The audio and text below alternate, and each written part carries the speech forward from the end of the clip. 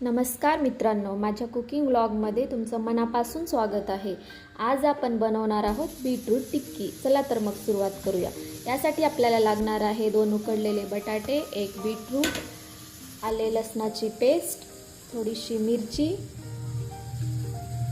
बारीक चिरलेला कांदा आणि कोथिंबीर, तसेच मसाला, लाल मिर्च, रोस्टेड जीरा पावडर, चवीनुसार मीठ, 1 ते 2 चमच बेसन पीठ।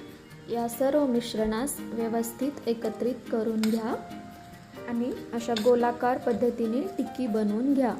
टिक्की खूप जास्त कुरकुरीत हवी असेल तर तुम्ही 15 मिनिटे फ्रीजमध्ये ठेवून त्यानंतर तुम्ही फ्राय करू शकता। मग टिक्की फ्राय करण्यासाठी पॅनमध्ये तेल गरम करून घ्या आणि मध्यम आचेवरती 2 ते 3 मिनिटे दोन्ही बाजूनी सोनेरी कलर येईपर्यंत फ्राय करून घ्या।